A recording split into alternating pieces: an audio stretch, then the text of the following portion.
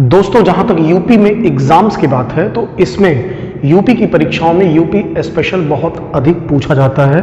तो उसी सिलसिले में यूपी के आज उस हिस्से में हम बात करेंगे जिस एरिया को हम बघेलखंड शब्द के नाम से जानते हैं। याद रखिएगा, बुंदेलखंड एक दूसरा चीज है और बघेलखंड एक दूसरा चीज है, और उसके डायग्राम को यहां पर आप देख सकते हैं। अगर इस डायग्राम की बात करें तो आपका यहां पर सोनभद्र डिस्ट्रिक्ट है, इसके बाद यहां पर आपका मिर्जापुर है और ये चंदौली है। इन्हीं डिस्ट्रिक्ट्स की बात हमें मुख्य रूप से करनी है, और इसके साथ और भी डिस्ट्रिक्ट्स बने हैं, इस पे हमें फोकस नहीं करना है इस फिगर में जिन चीजों को हम देखेंगे। तो सबसे पहले हम इन एरियाज में नदियों की बात कर लें तो आप देख रहे होंगे ये एक बहुत बड़ी नदी गंगा नदी आ रही है, जिससे कि प्रयागराज में यमुना नदी मिल जाती है। इस फिगर को हम लोगों ने इसलिए बनाया क्योंकि गंगा में प्रायद्वीपीय भारत से आकर मिलने वाली जो सबसे पहली नदी है वो टोस नदी है, और इसी टोस नदी की एक सहायक नदी है बेलन नदी, जो कि सोनभद्र के इस क्षेत्र से निकलती है और मिर्जापुर में होते हुए प्रयागराज के मेजा तहसील में जाकर वह टोस से मिल जाती है। इस बेलन नदी की खासियत यह है कि इस बेलन नदी पे कुछ डैम बनाए गए हैं, जिसमें एक सिरसी डैम है, दूसरा पिपरी डैम है और तीसरा मेजा डैम और बांध या जलाशय है। तो ये डैम बने हैं, डैम के बाद जलाशय है, तो इसका ये महत्व है। इसके साथ ही मिर्जापुर में खजूरी बांध और जिरगो बांध ये चीजें हैं। तो याद रखिएगा, मिर्जापुर की बात करें तो बेलन नदी पर, जो कि टोस की सहायक नदी है, सिरसी डैम, पिपरी डैम, मेजा बांध, मिर्जापुर डिस्ट्रिक्ट, और इसके साथ जो है रिवर आपकी जो है बेलन नदी। बेलन नदी एक और चीज के लिए प्रसिद्ध है, पाषाण काल में उत्तर प्रदेश में जो पुरातात्विक उपकरण मिले हैं वो बेलन नदी की घाटी से ही मिले हैं। इसके बाद हम बात करें सोनभद्र में एक सोन नदी मिलती है, जो कि पटना के पास जाके गंगा नदी में मिल जाती है, और इस पे गांधी सेतु स्थित है।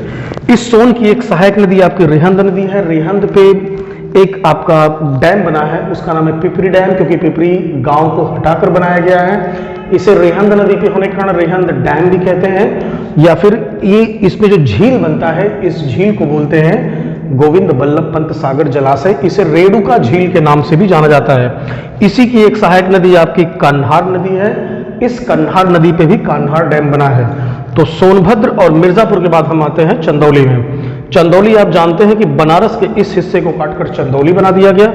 चंदौली में दो नदियां हैं, एक कर्मनाशा नदी जो कि आप इस प्रकार देख रहे हैं, और ये जाके गंगा में मिल जा रही है। इस कर्मनाशा नदी पे मूसा खंड, मूसा या कहंद कहीं कहीं पर है, या ललित शाह, दो इस प्रकार के डैम बने हुए हैं। और इसी कर्मनाशा की एक सहायक नदी आपकी है जो है चंद्रप्रभा, मतलब कि चंद्रप्रभा मिली कर्मनाशा में, कर्मनाशा मिली गंगा में। इसी चंद्रप्रभा नदी पर आपका जो है Chandraprabha wild life reserve area है, बाघ अभ्यारण्य क्षेत्र है, और इसके साथ ही इसी पर राजदरी ये एरियाज हैं, वाटरफॉल और आपका डैम भी है। तो इस प्रकार इन एरियाज की हम बात करें अगर डैम के रिवीजन के तौर पे, तो आपका सिरसी डैम, पिपरी बांध, मेजा बांध, खजूरी डैम, जिरगो डैम मिर्जापुर में। और नदी कौन सी है?